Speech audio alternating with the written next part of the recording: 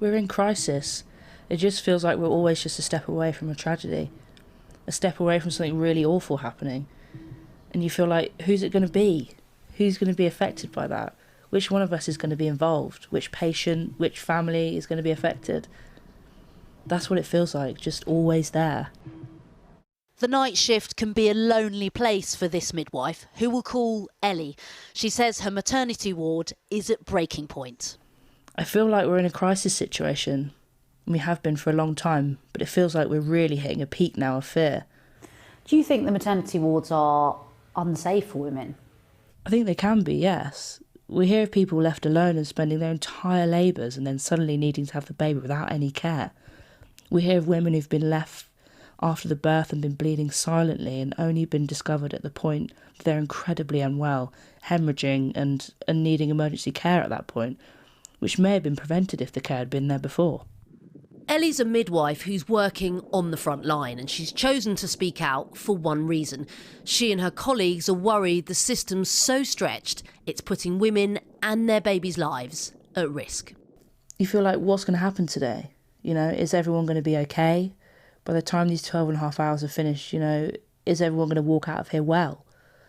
I don't want to scare women who are pregnant because they still get exceptional care, but it is at the expense of the staff.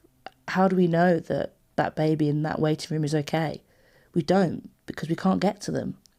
And the fear when you listen into the heartbeat, maybe half an hour after they've arrived, maybe longer, the fear that maybe may not be there because you haven't been able to see them quick enough. Would it have made a difference if you'd been able to see them sooner? I've been in the NHS for 24 years. It is a depressingly familiar story.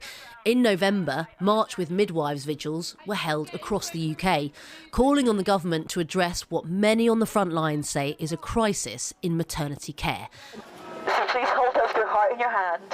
With claims of poor working conditions, not enough staff, and those left on the wards suffering from chronic burnout and stress. They're the strongest people I know, and I'm seeing them break for the first time because they just can't do it anymore. And they're going off sick, and the sickness rates are huge because people just got to the point where they can't carry on anymore.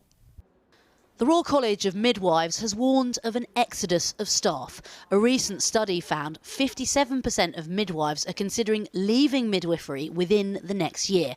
67% had quality and safety concerns over the care they're able to deliver, while 84% were not happy with staffing levels on wards, and 92% said they feel undervalued by government. Why do you think so many midwives are leaving your profession? This has been chronic underfunding for at least the last decade or longer, and we've seen this coming for a long time. Those of us who work on the front line, we know that this was going to happen. And yes, it's been exacerbated by the pandemic, and of course it has. COVID has exposed the holes that are already there in the sinking ship.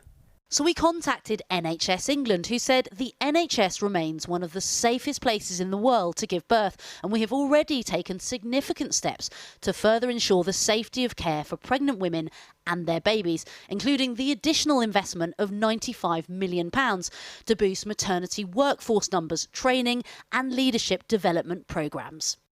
Ellie became a midwife to support women through one of the most fundamental moments where all life begins. Now she feels her care is completely compromised. It's never felt like this before, not so extreme and not so constant. Where it's every single shift it feels like that. There's very rarely a break in that feeling. It just feels like it's constantly a very scary place to be. A whistleblower speaking to Minnie Stevenson about her experience as a midwife.